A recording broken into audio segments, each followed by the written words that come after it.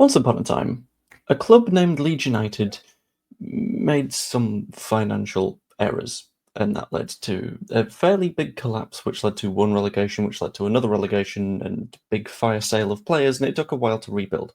And this is a thing that a lot of the viewers of my channel will be aware of and have lived through. And it was tough to go through, but Leeds United are currently in a position where we can take fairly significant advantage of that same issue happening to another club right now, especially in a position that matters most to us, which is specifically in goal. So in this video, I'm going to go through sort of what's going on with the club in question, what it means for Leeds United, and whether or not we should sign the player that we are eyeing up. But before I get into all of that, please subscribe to the channel.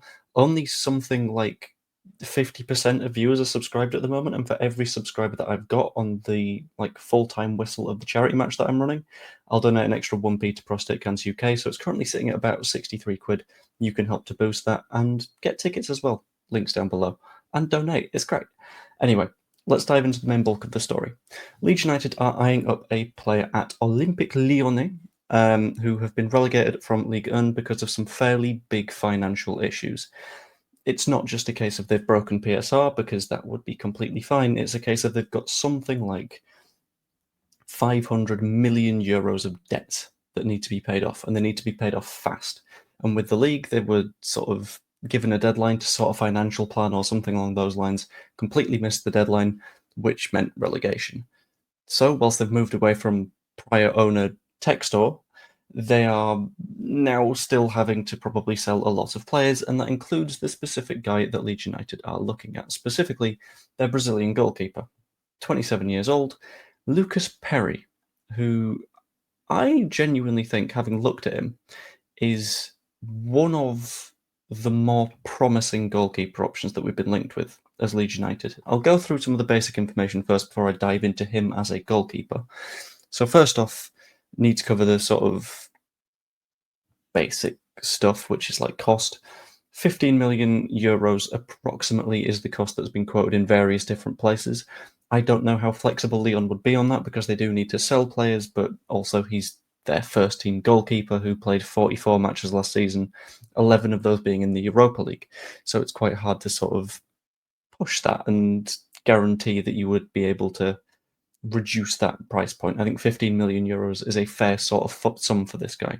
When it comes to his wages, he is not on too much in the slightest, about 17,000 euros a week, which is a lot of money, let's be honest, but compared to other footballers, absolutely not. That is, for a little bit of context, less, well, it's approximately the same as Joe Gelhardt is earning at Leeds United right now, which is, a pretty good deal for a starting goalkeeper. But a lot of people immediately will ask the question, is this guy good enough? Because they'll look at Ligue 1 and they'll go, well, it's a slightly worse league.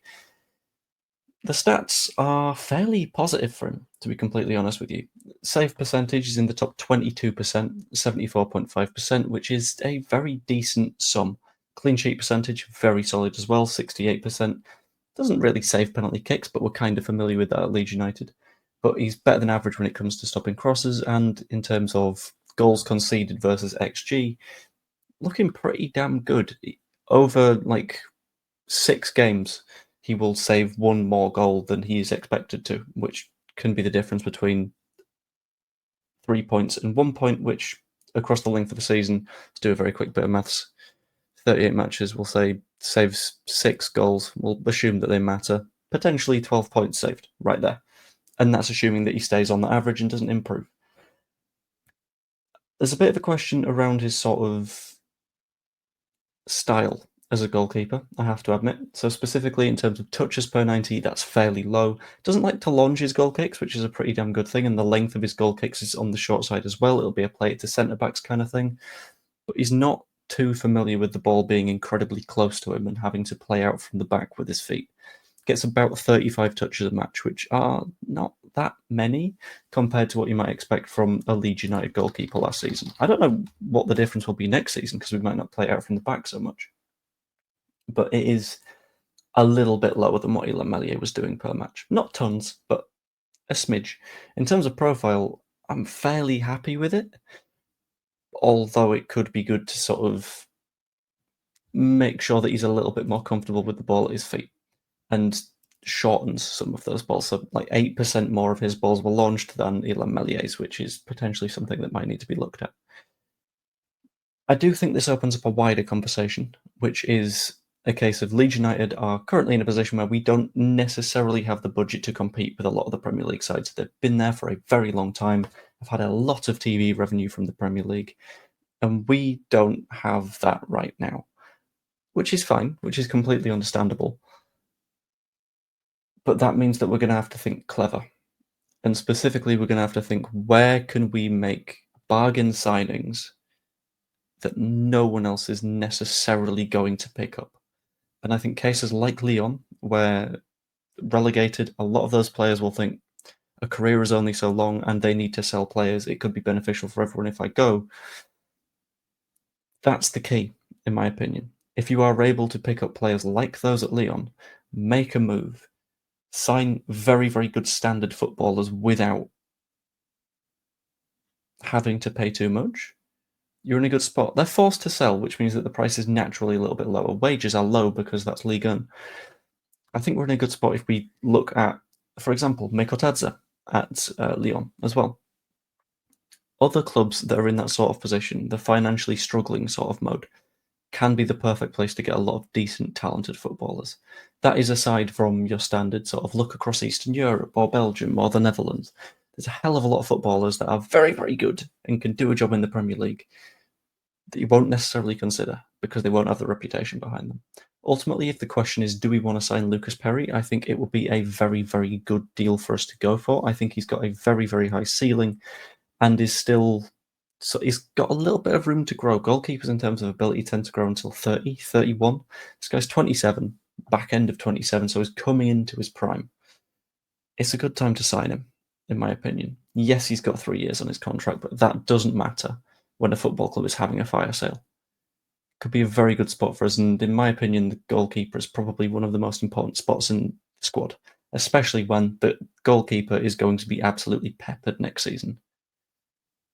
So I hope that we get that done. That'd be absolutely wonderful.